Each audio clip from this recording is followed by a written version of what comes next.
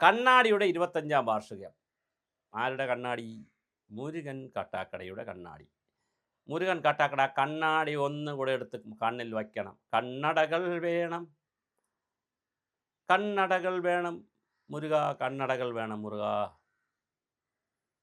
മുരുകൻ ഇടതുപക്ഷ ജനാധിപത്യത്തിന് വരുമ്പോഴെല്ലാം വിക്ടേഴ്സ് ചാനൽ, ആ ചാനൽ, ഈ ചാനൽ എന്ന് പറഞ്ഞ് സർക്കാരിൻ്റെ ഏതെങ്കിലും ഒരു സംവിധാനത്തിൻ്റെ ഡയറക്ടറായിരിക്കും.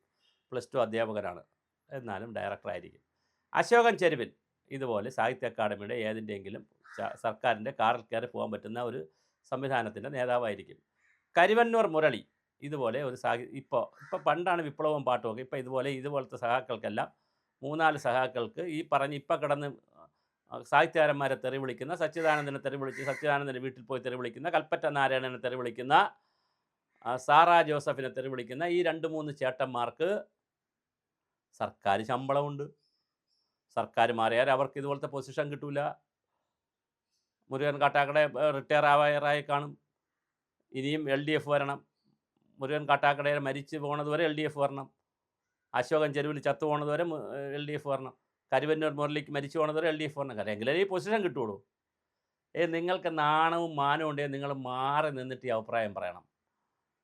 നിങ്ങൾ സർക്കാരിൻ്റെ ഭാഗമായി സർക്കാരിൻ്റെ സംവിധാനങ്ങളിൽ കാറിലും സ്റ്റേറ്റ് ബോർഡ് വെച്ച കാറിലും കയറി സർക്കാരിൻ്റെ എല്ലാവിധ കുതന്ത്രങ്ങൾക്കും മോശത്തരങ്ങൾക്കും ചെറ്റത്തരങ്ങൾക്കും എല്ലാം കൂട്ടുനിന്ന് കണ്ണടച്ചുകൊണ്ടിരുന്നിട്ട് ഇടയ്ക്ക് വന്ന് അതിനെ ആരെങ്കിലും കറക്റ്റ് ചെയ്യാനോ വിമർശിക്കാനോ ശ്രമിക്കുമ്പോൾ അവരെ വിമർശിക്കാൻ നിങ്ങൾക്ക് എന്തൊരു ആവേശമാണ്.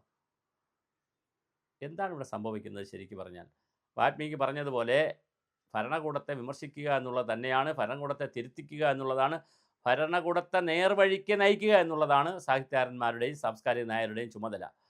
നമ്മുടെ സാംസ്കാരിക സാഹിത്യകാരന്മാർ മീരമാരെ പോലെയാണ്. ആരാച്ചാർ കൊലക്കയറൊക്കെ എഴുതുകയാണ്. കൊലക്കയറോ കൊലക്കത്തിയോ എന്തൊക്കെയോ ഉണ്ട് ലേഖനങ്ങൾ.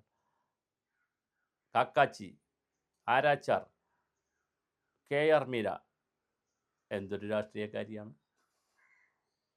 എന്നാൽ രാഷ്ട്രീയക്കാരി ആയിക്കോ, ഇടതുപക്ഷത്തിൻ്റെ രാഷ്ട്രീയവും CPM രാഷ്ട്രീയക്കാരാകുന്നതിലൊന്നും ഒരു കുഴപ്പമില്ല. പക്ഷേ സർക്കാരും സർക്കാർ സംവിധാനങ്ങളും കാണിക്കുന്ന തോന്നിവാസത്തെ എതിരെ വർത്തമാനം പറയണ്ടേ? അല്ലെങ്കിൽ കൽപ്പറ്റ നാരായണൻ പറയും പോലെ സംഭവിക്കും. ഇനി ഒരു പ്രാവശ്യം കൂടെ ഇവിടെ കമ്മ്യൂണിസ്റ്റ് പാർട്ടി അധികാരത്തിൽ വന്നാൽ പിന്നെ ബാക്കിയുള്ളവരെല്ലാം കേരളത്തിൽ നിന്ന് പോകുന്നതാണ് നല്ലത്. കേരളത്തിൽ നിൽക്കാൻ കഴിയില്ല. M. കാരശ്ശേരി, ഒരുപാട് സാഹിത്യകാരന്മാർ ഇങ്ങനെ പറയുന്നുണ്ട്.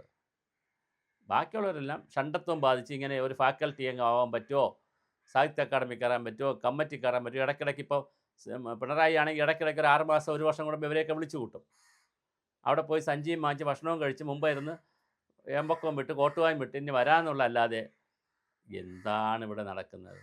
സാംസ്കാരിക ഷണ്ടത്വം ബാധിച്ചൊരു സമൂഹത്തിൽ കുഞ്ചൻ നമ്പ്യാരി, MN വിജയമാഷിനെ പോലെയുള്ളവരും സഞ്ജയനും M. കൃഷ്ണൻ നായരും ഒക്കെ മരിച്ചുപോയ സമൂഹത്തിൽ ഇനി അതൊന്നും അങ്ങനെയുള്ള ആളുകൾ ഉണ്ടാവാൻ പോണില്ല.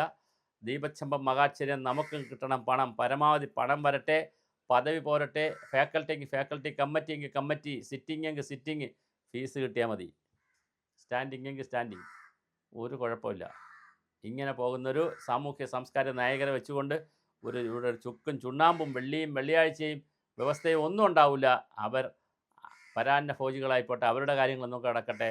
ജനങ്ങൾക്കറിയാം എന്ത് ചെയ്യണമെന്നും ആർക്ക് വോട്ട് ചെയ്യണമെന്നും എന്താണ് ജനാധിപത്യത്തിന് സംരക്ഷിക്കുവാൻ എന്ത് ചെയ്യണമെന്നും സാധാരണ ജനങ്ങൾക്കറിയാം. അവരത് ചെയ്തോളും. മറ്റവരിങ്ങനെ ക്യൂവിൽ നിൽക്കുക.